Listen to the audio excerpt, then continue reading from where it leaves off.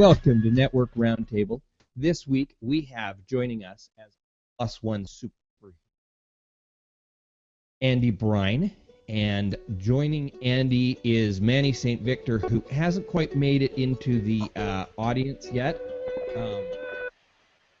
We have as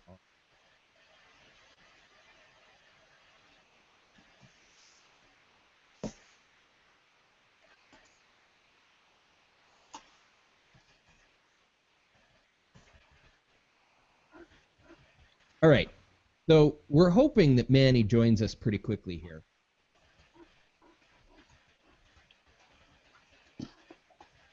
Kind of need him here.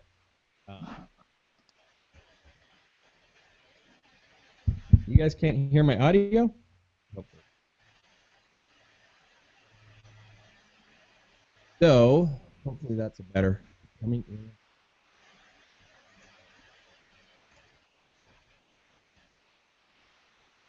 All right, well, we're having technical difficulties early. We got an on-time start, but let's try this little change here and see if that's any better. All right, so hopefully that won't cut out. Change how I'm routing my audio into the Hangout on Air. So let's go ahead and well, it's going to be a little tough because, you know, normally what we do is the +1 or is the super sidekick admiration and sidekick super admiration, and we don't have Manny here to do that exercise. So we're going to have to hold off on that one until we get Manny in here, if we do, and we're going to go ahead and move straight into the conversation today. Alex, are you ready to start interviewing Andy? This is going to be a fun show, I think.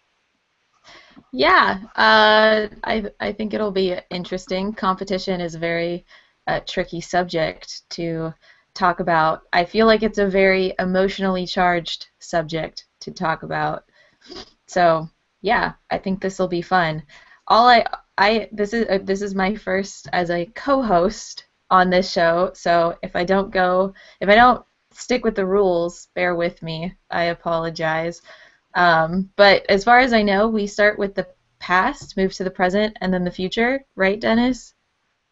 Past, present, future, and then we round it up with a little bit of business conversation at the end. Okay. So, Andy, what's your conceptualization of what competition was like in the past? Yeah, I think competition has changed a lot, so it's interesting to have this conversation and be on the panel with you guys. So it's been really interesting.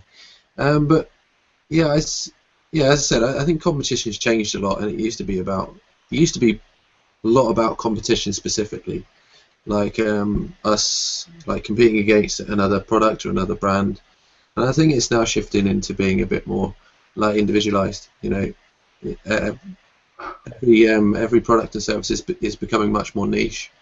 We have people that we like to work with and interact with, and when we find our niche marketplace and we get together with our core values, that's when we create our unique sort of value proposition to connect with the people that want our products and services. So, yeah.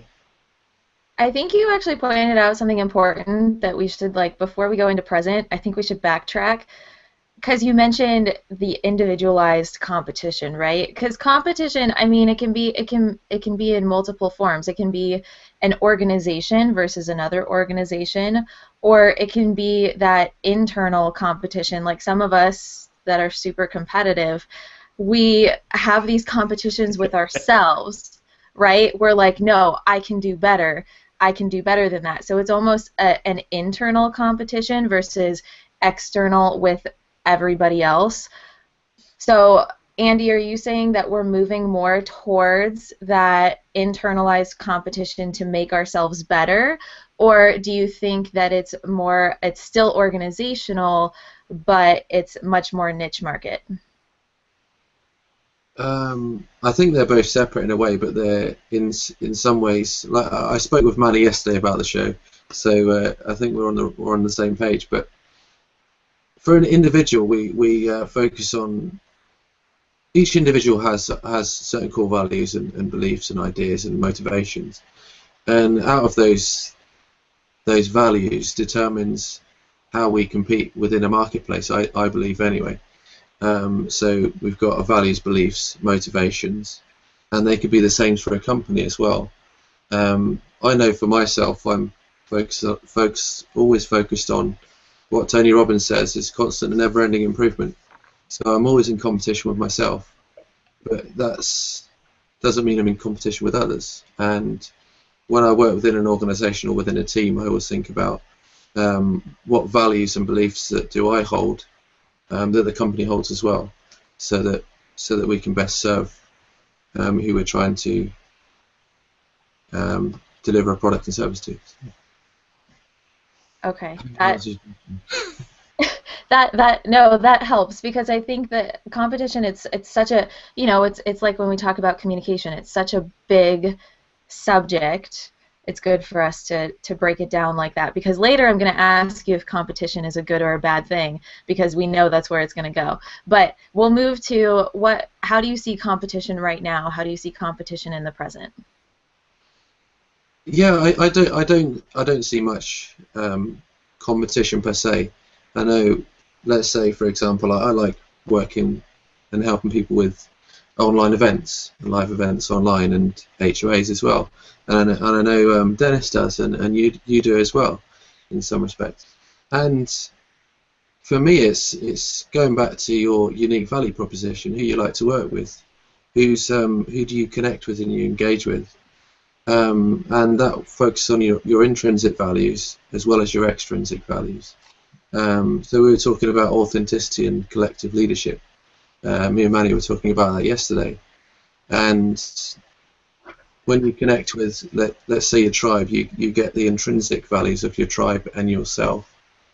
That's when what you offer is different to one another, to another individual, let's say. So for me, when you do that, many people know here that listening to the Hangout. Thanks for tuning in to listen today. But that I'm passionate about natural health and well-being, and I love to work with those types of people. And for me, working with those people sets me apart from other people that might do HOAs and not focus on that niche market. Because I have an affinity with those people, I like to research. I like to find out about how I can help these people more so. So for me, it's not specifically competition, but how can I best serve those people in their way? If I was working with a digital company, let's say, I might offer my services in a completely different way or deliver it in a completely different way.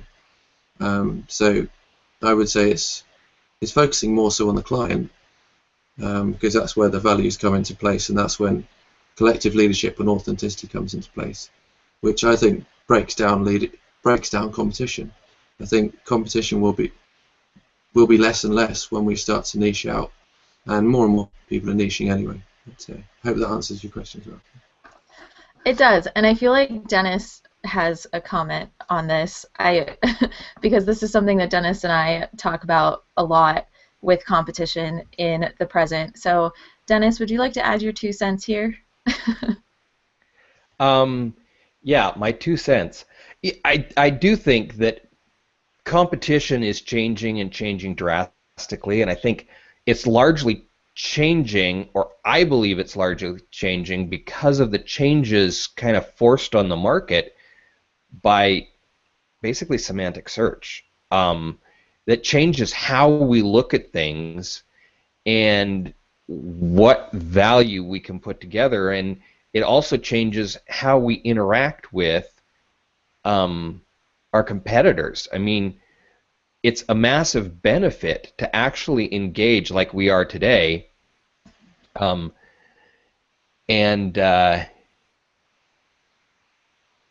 how we get engaged today, and the way in which we can actually support each other in our goals. So our competitors can actually become our greatest allies.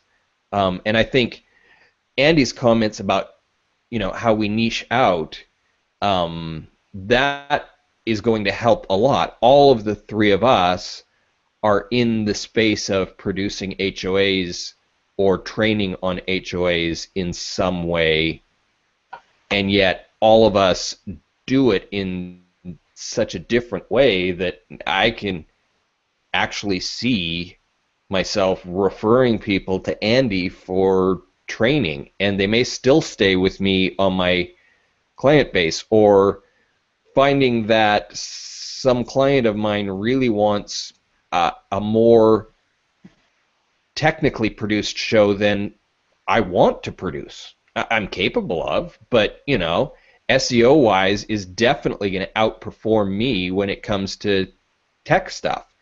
And so, that competition changes drastically, and yet we're all still trying to find the same clients that are people looking to have HOAs produced. And so as we have conversations together here on Hangouts, or as we have conversations in the chat stream of each other's posts, it helps all of us to get found in search. And that's one of the really cool things about the direction that the marketplace is headed.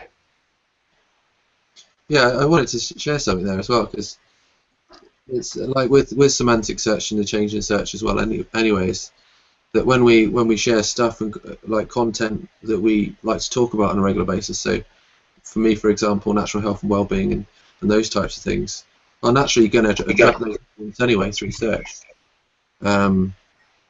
So it's with that in mind as well. But yeah, I completely agree with you.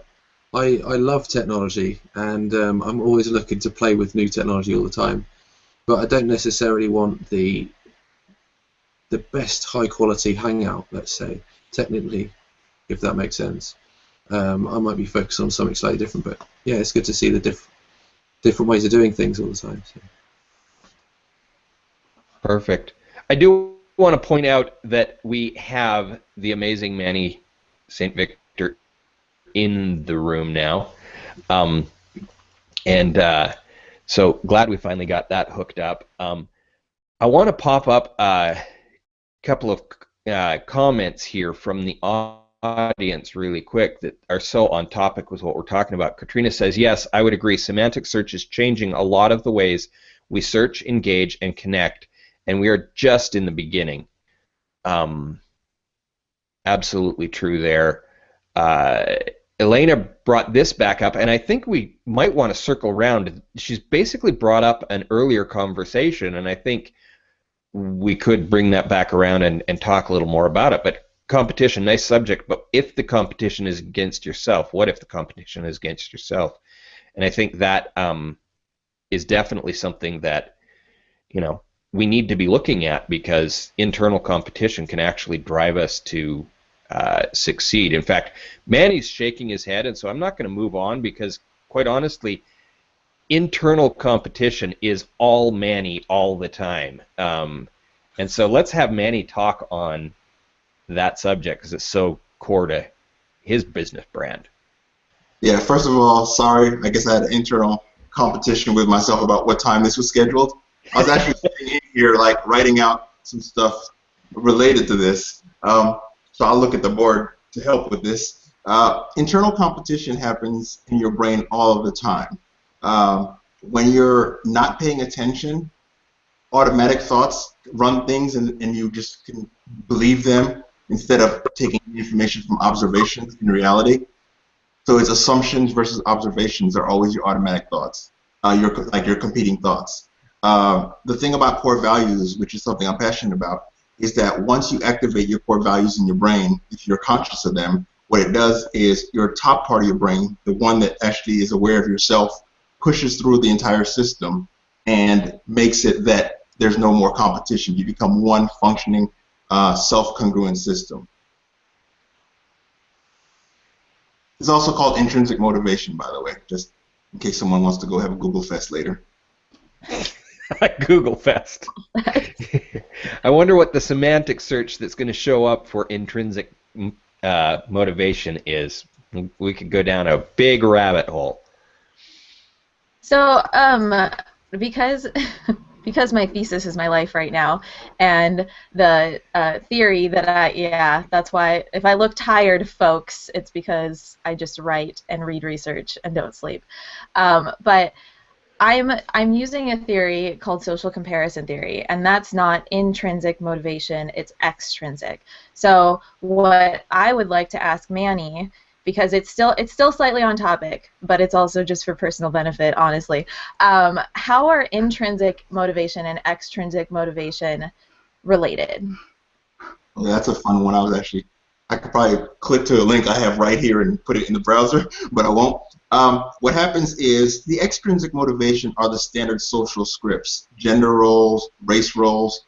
All these things kind of affect something called stereotype threat when your automatic scripts kick in about how you should behave in a certain situation. And then intrinsic motivation is the motivation that comes from your core values. Extrinsic motivation can be multiple forms: reward, punishment, or in some cases, when you take it in, it can be introjected, which means you learned it, but you didn't want it really, like peer pressure, medical school, stuff where they beat something into you, you accept it, and you learn it, and when you do it, you can't get into flow because you have like what's called obsessive passion. Now, if you see something and you identify with it, and it's aligned with your core values, then instead of introjection, you get what's called identification.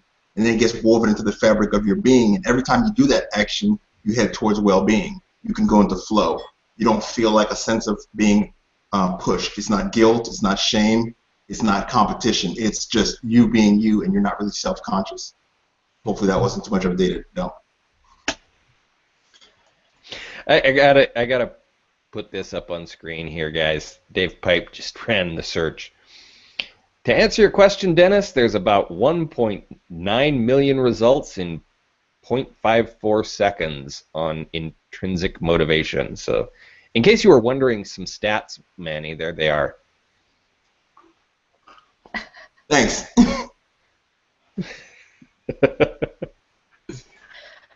So, I mean, what I was really trying to get at is, because we kind of separated competition into this internal competition or intrinsic motivation, and then we have the external competition with, if we're part of an organization and our competition is with another organization. So I think it goes back to what Andy was talking about, and Manny, what you're interested in, and it's this concept of core values. So let me see if I can get this right for our audience. If you have that internal competition, right, and it's based on your core values, how do we translate that to our external competition? How do we better understand the relationship between bettering ourselves while trying to better the organization that we are a part of? Choose the right organization to belong to. Yeah. Good answer. Very good. One of the key things, though, to what we're talking about and to the entire season of Network Roundtable is core values. And I just want to point out, I had a set of core values that I loved and embraced for years, but I did an exercise just before this season using some core value cards, and I've got a link in the description every single week of this event where you can go and pick up these core value cards yourself. But that opened my mind up to things that I hadn't thought of, and I've now changed my core values, finding core values that were actually more aligned with me and what I really am about, which has helped a lot in, finding the right intrinsic motivation and in, getting in flow and staying mindful, all of these things. So highly recommend you buy these cards, and no, I don't get any money from you buying these cards and running this exercise, but I was so impressed with them, I made it part of the description each week.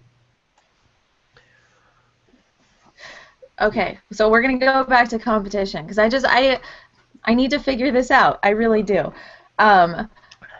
So a lot of times competition is separate. We say it's a good thing, right? But we also say that it can be a bad thing. Like people can get really nasty, like they're really sore losers. They end up throwing chess pieces at their dad, and they're not allowed to play chess for the rest of their life with his chess set because it was very expensive. I was young. I was like 10. But how... yeah, that really happened. I was losing. I was not happy, so I threw chess pieces at my dad, and now I'm not allowed to play chess. But how does it go from a good thing that motivates us to being a bad thing where we either tear ourselves down or we tear our competition, our external competition down? Self-esteem. People with high self-esteem, they do self-enhancement, which is how you kind of make the burn go away from losing. They do self-enhancement aspirationally. People with high self-esteem look for role models and people doing the things that they aspire to do. People with low self-esteem, they do self-enhancement through downward regulation. They look at people within the group who are having trouble, and if you think about it this way, each of us lives in groups and we imagine ourselves to have a position within that group. If you feel that you're at the bottom of the group, then when you're in a sense of, you have a sense of threat, in order to self-enhance, you're going to look for people who are less belonging in the group than you, so that you kind of assure yourself, like, well, if he gets to stay in, I sure make it. Hopefully that's helpful. Yeah, I was just thinking as well. Like we spoke about it just yesterday. Like self-reflection is an important part of competition as well in some respects, because when you self-reflect, you look at yourself for what's important to you and what drives you each and every day, whether that's based on your core values, your human needs, or your general drivers and motivations. And self-reflection, I find, takes competition away, because it's always focused on yourself and what you're working towards and looking to achieve yourself, rather than looking externally at others and what they're doing. That's generally what I find.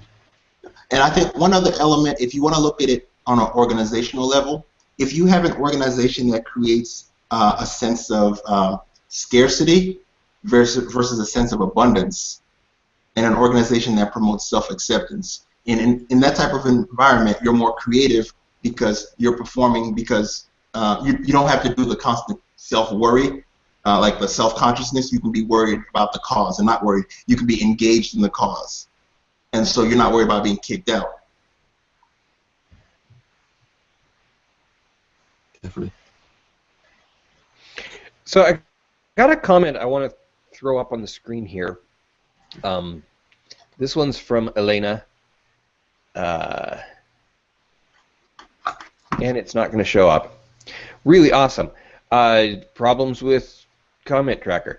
She says, just a simple question. There we go. Thank you very much. Winner or loser? And I think that's an interesting thing to think about in both sides of competition, whether we're talking about internal competition or whether we're talking about, business competition, because we have been trained to think that. But I'm starting to wonder, based on the conversation we're having right now, do we even have to have a winner and a loser in competition? Manny, you're shaking your head, so you've got something to say. Yeah, if you're dealing with a zero-sum game, if you think in terms of game theory, a zero-sum game, you have to have a winner, you have to have a loser, because that's the scarcity thing again. There's only a certain amount of whatever it is. When you think about things like love, it's the kind of thing that adding love to a situation only generates more love. If you have a new kid, and that's why I'm using the reference, because I just had the baby, it doesn't mean suddenly my kid's going to get half the love. It means more love is going to be generated in that context. So, no, it's not a winner-loser situation. You create an environment by, once again, if you create an environment of scarcity where you have people competing against each other, like medical school, then you end up with people with a mindset where it is that kind of winner-loser thing, and they have to pick a loser. They have to think of a patient as lower than them so they know that they're above someone. It's a mindset. Yeah. So how do we, whenever like growing up, I had great parents, by the way, but growing up, my mindset was I was a soccer player. I played for like 15 years of my life. It was for us, it was a win or lose game. You either won the game or you lost it. So how do you encourage we talked about the past, we talked about the present, looking to the future of competition?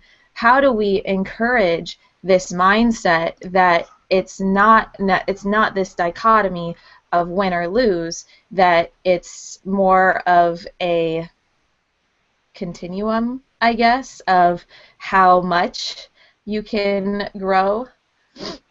Yeah, I think what they found is that identities are the mechanisms that people use for self-regulation in dealing with stress and dealing with loss and gain situations. The more identities you internalize through identifying with them, that's the intrinsic motivation component.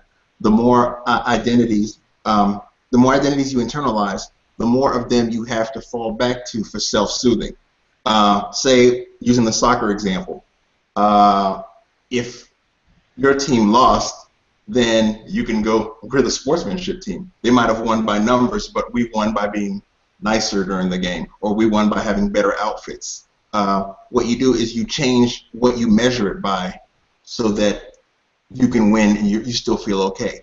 When you have people with stuff like narcissistic personality disorder, what they find is that when minimal group paradigm, which is when you put 3 people together, a narcissist, because of their shaky sense of identity, immediately, subconsciously, breaks the group into one such that whichever the 2 people they perceive as higher, they align with that person, they grab that means of measuring, and so that the 3rd person suddenly becomes inferior.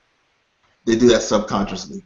So what you want to do is become more mindful of and this is back to the internal conflict again, your automatic scheme of fire. And it's sort of a self-defense response. You want to be able to do the cognitive reappraisal. You want to be able to back up and redefine the situation so that it's 3 people instead of instinct of breaking it so that you're superior. Okay, I don't know about anybody else, but I just like questioned if I'm a narcissist. We all are. We all are. I just did this mental, like, do I do that in groups of 3? Well, the difference is noticing. With a narcissist, the denial makes it that it's too painful to do the introspection. You're going to do the automatic. In any situation of perceived scarcity, you automatically, minimal group paradigm, you're going to pick something, eye color, race, height, whatever. The mindful aspect is redirecting yourself away from a goal, a competition, self-soothing affect goal, to being less self-conscious and looking at the context. What are we all trying to do together? Then you turn your attention from the narrative of me and this person are in the room competing to the group is all trying to do something, and it's not about me being inferior to them. It's about all of us finding our strengths to work together. Okay, I saw a really great question from Omi. Did you see that, Dennis? Yeah, let me pull that up. I was wanting to. Here we go. Oh, wow. Oh, everybody saw it. Okay. Yeah, it's not working for me, so thank you, Kristen. Thank you. There you go. You want to read that one? It says, Manny St. Victor, MD, how do you motivate our employees, intrinsic versus extrinsic rewards? It depends. If you want non-creative outcomes, you want just results, and you don't really care about the long-term growth and development of the person, then you can hit them with heavy extrinsics. If you want creative outcomes, if you want the person coming up with creative problem solving, having insights, and identifying with the organization, then you want to use intrinsic rewards. Would you give, okay, I know this is slightly off topic for business, but education is basically a business now. Would you give the same advice to teachers and students? And wouldn't you say that our current educational system encourages extrinsic value versus extrinsic motivation versus intrinsic? Our current system is broken. And I would say, answering the first question, yes, yes. Our current system is a test-based system, and so you end up in there's two mindsets: promotion mindset and prevention mindset. The prevention mindset is where you're always kind of checking your back to make sure that you're going to be okay. Our current system, by putting all these lines, you have to pass this test, no child left behind, all that stuff, it creates a person that instead of learning to learn, to identify with and internalize the information, they learn to pass the test, and almost as soon as they pass the test, they clear the RAM. They don't take the information and use it outside of school. They don't take it and see how it should improve the way they perceive reality. Hopefully I answered both questions there. I have an add-on question, and do you think that that our social media kind of free education system that we have, that we're moving toward, do you think that that encourages the opposite? Yep, it does, which is good, because one of the benefits of the internet is that you can find other people who share an identity with you without being geographically constrained like in the past. In the past, if you lived in a poor neighborhood, you thought like the people in that poor neighborhood. If you couldn't meet anyone from, say, an Ivy League or from overseas, you just had a set of identities based on where you lived. Now you can Google and find a group of other people who are into, I don't know, worm racing, and now you have that co-worm racer identity that even when you're walking around your neighborhood and people being condescending and calling you kind of strange, you're able to kind of invoke the identity that you're safe with. There are other worm racers out there. You guys just aren't cool enough to be part of our crew. Oh my gosh, is there? Wait. Is Google this a real thing? I want to be a worm racer. Oh my gosh, that is awesome. Oh. Fantastic. I do want to move to Andy for a second, because he is really in what he's doing in regard to business. He's really enacting what Manny is talking about. So what I want to ask Andy is, what kind of challenges are you running into with moving from this extrinsic motivation to intrinsic, to a core values approach to business? Yeah, I think this, again, both me and Manny were talking about it the other day, and it's about authentic leadership as well as authentic followers. So establishing your core values, beliefs, and ideas, and what you're doing, and discovering that of your tribe with the people you're working with. So when you're looking to work with somebody, find out what they're passionate about, what motivates them and drives them internally, so that you can obviously find out what they're working towards externally. But once you know what they're focused on internally, you can really drive them in the right direction in a much more effective way, because you're completely aligned in the same direction. And I think that's where tribal behavior comes in as well, like people following the same passions, following the same ideas, and are in full alignment, and working together and collaborating together. But that's so much more work. I mean, I could say, do this problem and I'll give you a piece of candy. Easy. I just have to buy candy.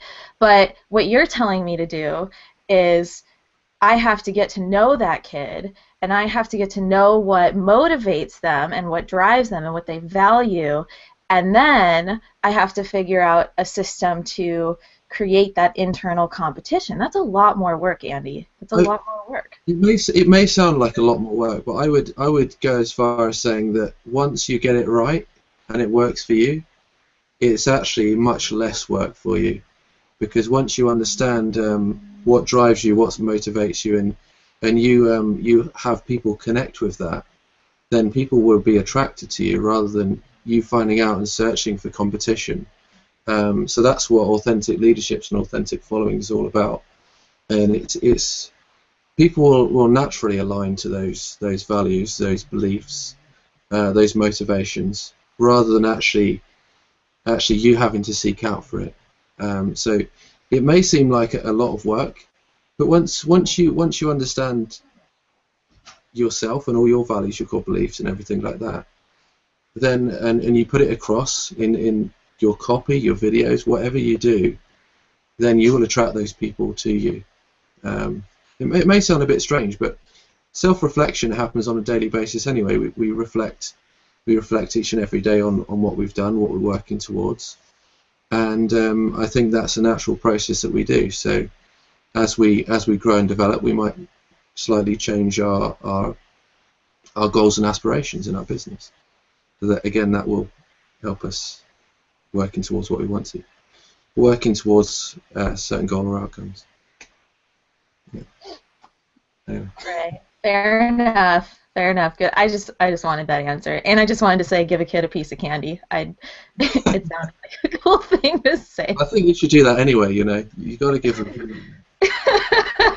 Candy for everybody. But once you get to the college age, like I do have a student this term that is allergic to cocoa. That I almost cried for him. But you know, they get to this age and they're all watching their figure and they're like, I like Reese's, but I don't like Snickers. Like, they all know what they like at this point. I want the 5-year-olds where they're like, I want everything.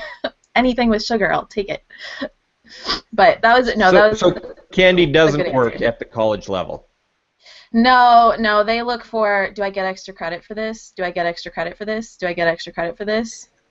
And I'm like, no, but you learn something. Possibly a different kind of candy.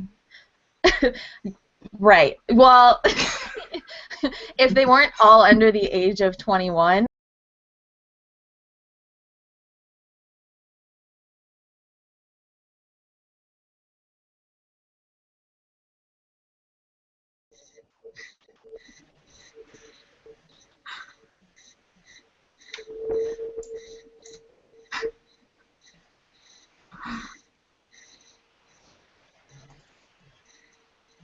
Am I the only one that popped out, or did everybody die at the same time? What Yeah, just happened okay. here? Yeah, I think Google didn't like my candy joke. They're like, we are anti-drug here. I don't know. His campaign. Wow, that was wild. We still don't have Alex back, so I don't know if I've got comment tracker working yet. It crashed too. Lower third went back up nicely. Well, my lower third is actually running in a different app, so that's why it came up automatically. But Mine is not. Okay, she's saying that she'll be back in a sec. okay. Let's see. Try and get comment tracker working. Manny and Andy, do you guys have anything you want to carry conversation while we try and get ourselves all back on track here?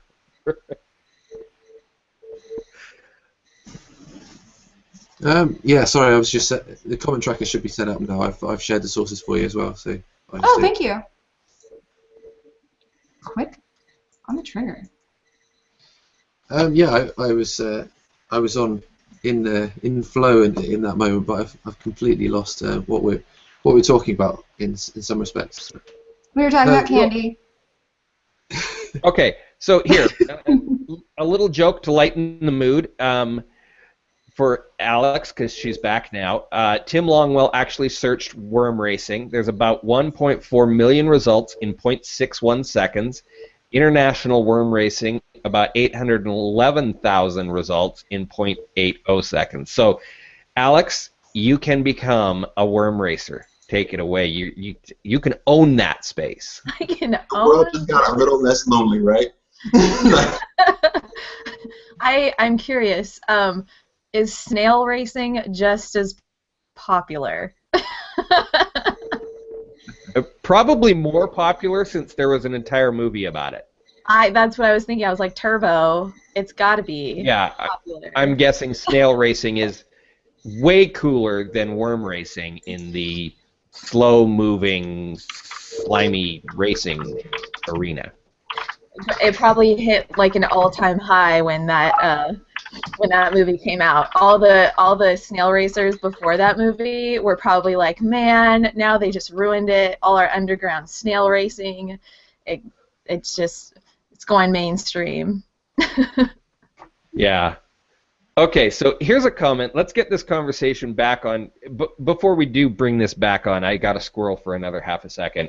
Snail racing, way cooler than worm racing, because as an artist, I really can get into the concept of painting those snails' shells. That just sounds like a riot. So anyway, all right, so Cheryl's comment, and it looks like Comment Tracker is working for me after the crash. So she says, when it comes to education, I believe the parents have a duty to know what motivates their children so they can let their teachers know when they are under 18. As the child learns, help them to be able to tell others what motivates them so that they can pass on the information and we all advance together. The duty is not one-sided. And I agree. I think that's a response to your comment, Alex, but I don't think it's all the teacher's responsibility. So at your age, the students have a responsibility to help you in that, and at an earlier age, the parents have a responsibility both to help the teachers and to help the students. There's a specific reason why I totally agree with Cheryl on this, but yeah.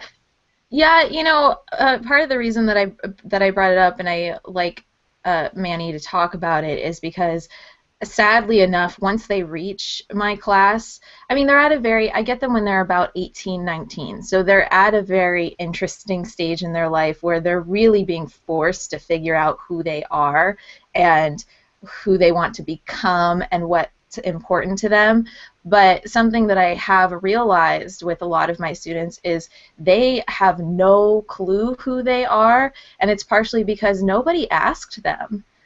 Until they get to my class, I've had so many students tell me, nobody ever asked me what I thought about things. Nobody ever asked me what communication means to me. Nobody ever asked me what I do in regard to this subject. So it's just that's part of the reason that I brought it up, and I don't like pointing fingers at parents. I don't like pointing fingers at teachers because I think it's more of a social issue in general than just a singular. And I'm not a parent, so I never point fingers at parents because I don't know how they do it. I don't know how you raise something and commit yourself to something for the rest of your life, but that's a different subject. How much of it, though, is children learning that they need, like at an early age, learning that they need to accept whatever their fate is? My dad was a shoemaker, so I'm going to be a shoemaker, because when you're in a certain bracket, what is the likelihood that you're going to be able to move out of it? I think that would be more of a Manny question. I don't do childhood development. I mean, I do, kind of, but I don't study it. I think there's two parenting styles, and you get a person's self-concept out of them.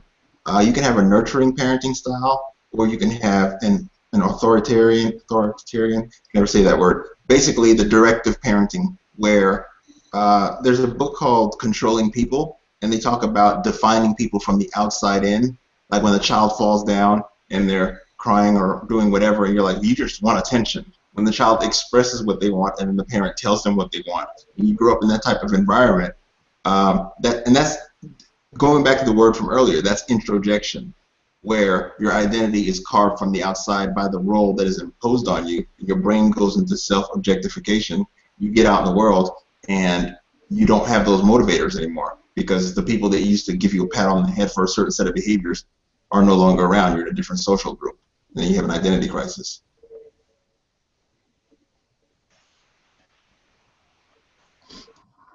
And the crowd goes silent. No, we're taking it all in. Yeah, Manny does that often. He's just all speechless. All right, I'm like daily in coaching with Kellen to de-geek speak. That I'm Operation de-geek speak. So I know, and I'm always like, no, keep up the geek speak. I love it. I'm trying to like be more grounded in English words, than jargon. It's kind of my daily goal.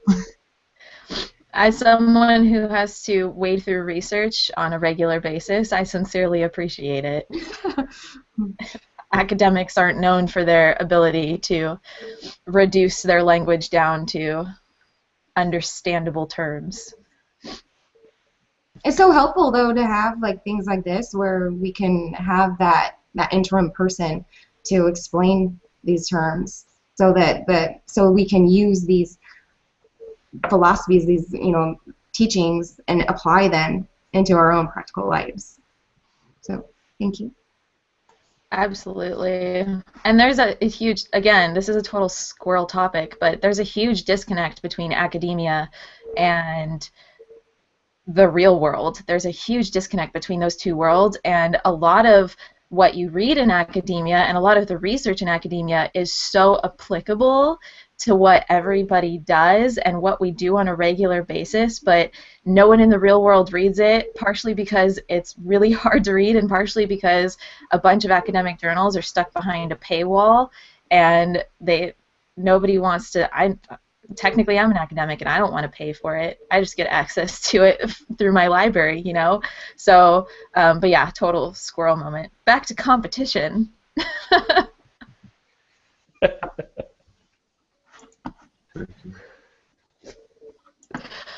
So I think we're at the point where we can talk about the future, right? Oh yeah, we better. I think we can talk future. Okay. Good job, Alex. So I'm trying. So we'll start with Andy. Where do you see the future of competition going? Yeah, I think competition in some respects is going to become less and less, but it'll be interesting to see how it changes and shifts. Like we talked about optimization and how search is changing a lot and becoming much more individualized based on the content you search for each and every day. So that can make competition much more less. I think that each individual now, whether it's a small business or a large business, has the opportunity to compete with one another, but in the same respects can be individual from one another as well. We've got so many unique skills, and when we come together and work together, we create much more unique value. So I think it's how can we as businesses or individuals work and collaborate with people to strengthen our brand and what we're doing, and to individualize ourselves a bit more in the marketplace. I think that's in some respects where it's heading, more about collective leadership rather than competition-based leadership. So you think large businesses, because again, this is probably one of the bigger questions that the audience would have, or I at least have. So you think that large businesses, these huge corporations, have the ability to do this authentic leadership style? I think even the large organisations have a way in which they communicate to their audience and how they work, and in some respects when people use you could say intrinsic motivations and use that with their audience and market themselves that way, they attract those people, but in some respects that can sometimes push other people out. But whether I believe larger businesses can operate that way, I think as a lot of things are shifting. Really, I think larger businesses are finding it harder and harder to compete with even some of the smaller brands. But that's how I'm seeing things shift at the moment. Just like with Google Plus, I mean, Google Plus doesn't seem to have massively kicked off, but I've met some fantastic and amazing people. It doesn't mean that it's not good. It means that there's something good out there. Sorry, I don't know where I'm going. I'm probably rambling a bit here, but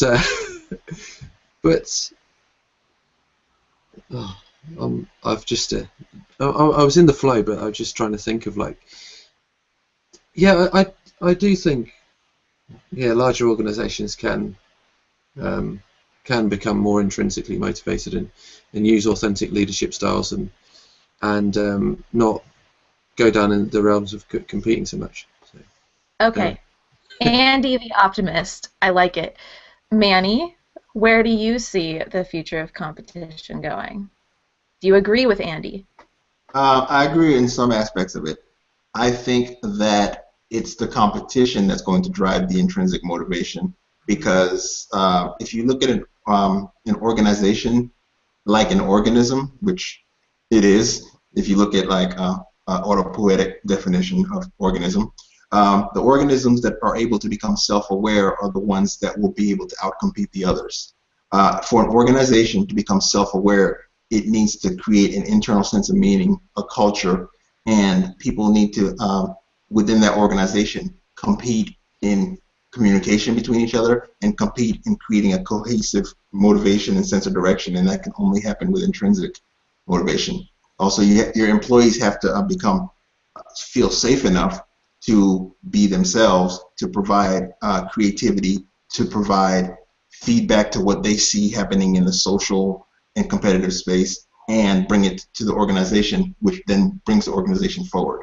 So I think all that requires people in an organization in flow, creating an organization which is as a unit in flow. So you think we're at the point in organizational evolution?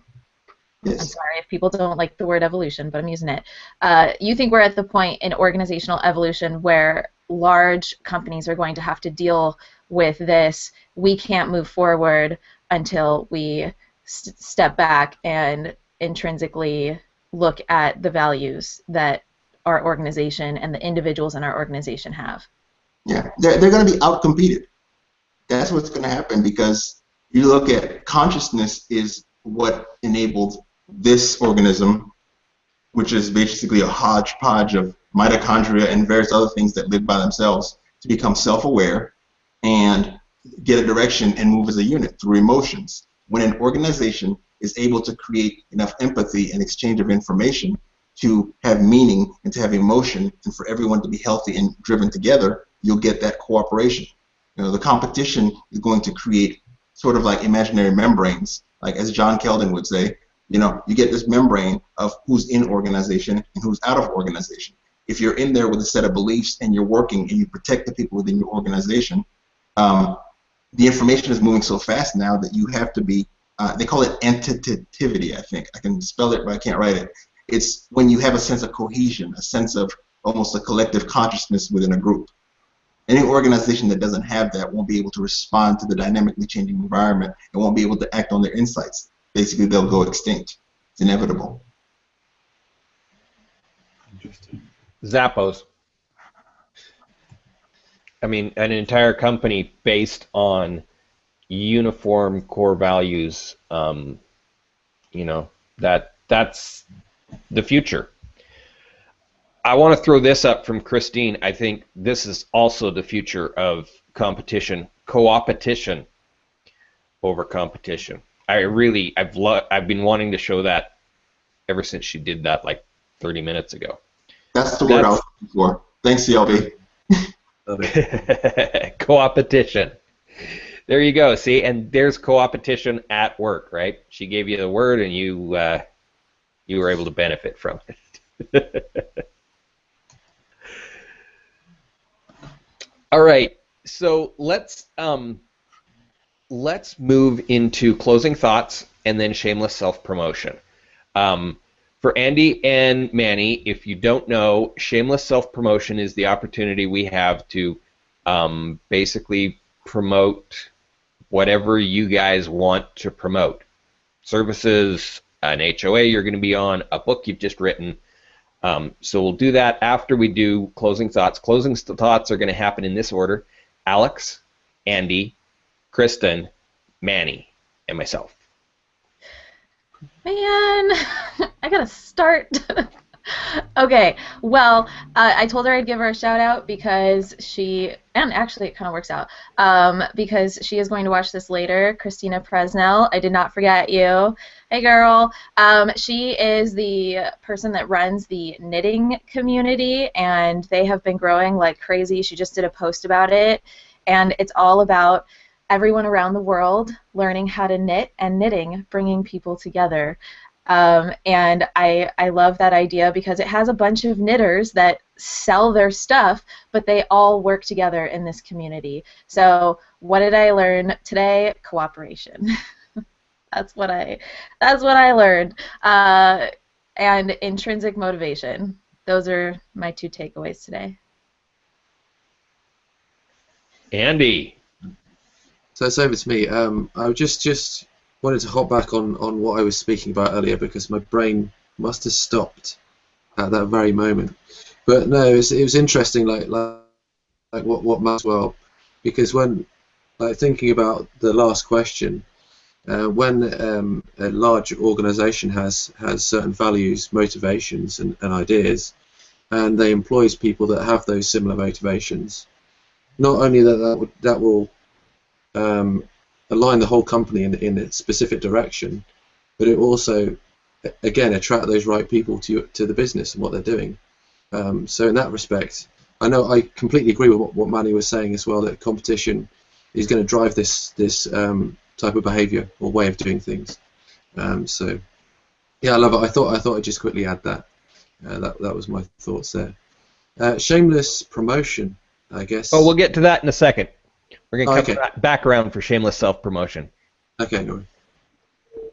Okay, so me next. I want to close with reading a quote from Bill Gates. Anyone that knows me knows I have a big crush on him. But anyways, I think this is applicable. The PC has improved the world in just about every area you can think of. Amazing developments in communications, collaboration, and efficiencies. New kinds of entertainment and social media. Access to information and the ability to give a voice to people who would never have been heard. And so that's what I'm leaving with. I love it.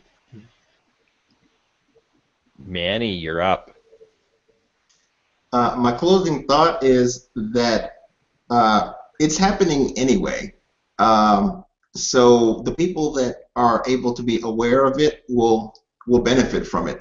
If you look at these events online, in the context of there's 7 billion people on the planet about. But if you look at the events, the hangouts that happen, you'll see the same sets of people ending up together. Values are a magnetic pull. Subconsciously, they will pull us into forming these groups that are adaptive. And these groups become communities of practice and communities of business. It's inevitable. Over time, in a few years, we will have a group of people who know each other, who know each other's reputations, which become the currency, and who work cooperatively. Companies that don't want to deal with that won't adapt and won't survive. So what you're talking about is, and this is a plug for Andy, hangout tribes.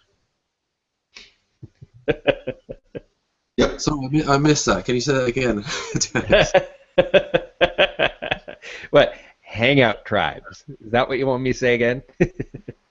Oh, just what you said prior to that. I was just reading the comment. Just that what Manny was talking about, and then I said, and this is a plug for Andy. All right. Okay. Yeah. Cool. My closing thoughts are just on the core values. I mean that's our entire season this year for network, or the first half of this year for Network Roundtable, and I love how one core value, competition, kept bringing back around the importance of knowing your core values, and that's what we're hoping to help our audience find this season, is the core values that are important to you, because it really does help you then find the right organization to be with, to work with, the right friends to associate with. It can be a real guiding source. Sorry, they're mowing the lawn outside.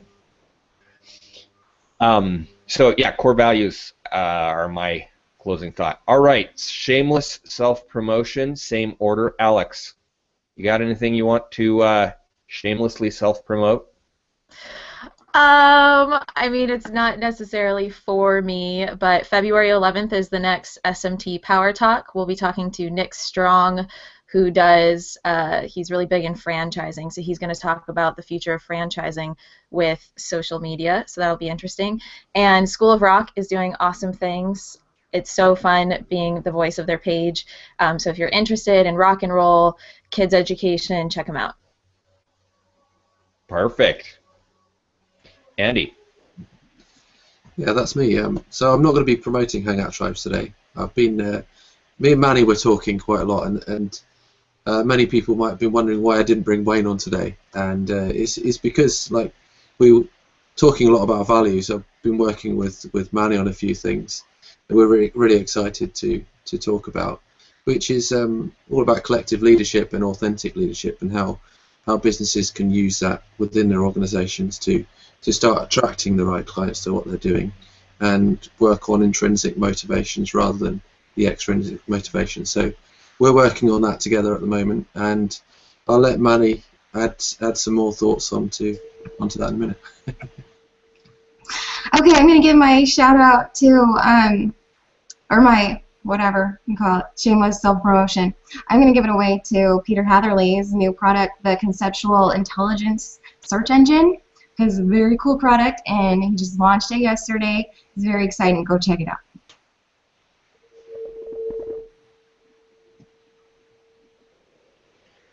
Manny, take it away.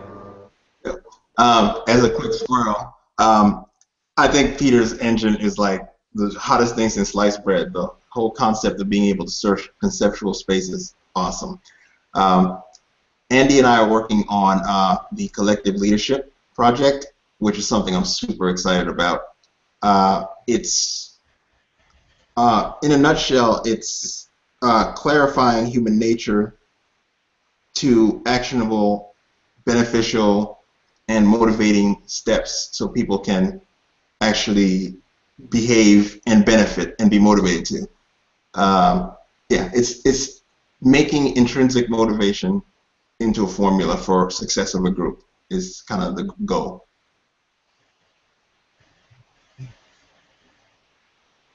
All right, and my closing thought, or my shameless self-promotion, is actually 2 questions and then a follow-up statement to explain the questions.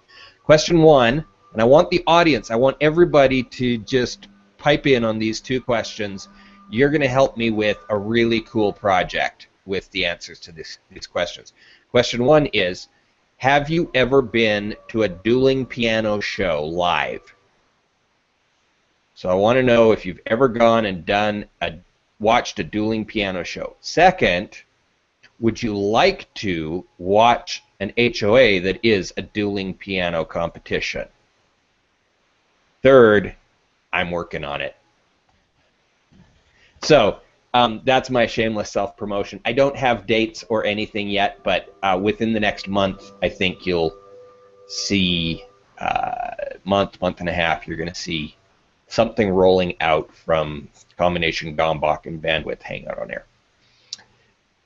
So there you go. All right, well, that's this week's show. Thank you so much, Andy, for joining us as our +1 superhero, and for bringing along Manny. Manny, it was great to hang out with you again. We need to do this more often. It's been like 3 months, my friend. And so we will see you next week again. Monday, we're going to be on 12:42 for the Who Are You show. Oh, Manny, you got away without the Who Are You exercise. We're going to have to ping you in on a private call, I think, and do it again. Monday, 12:42, Who Are You exercise. And then next Friday, 9:02, we're on with Network Roundtable. And because of the technical difficulties, my close is going to be a little sloppier than I like it to be, but here we go.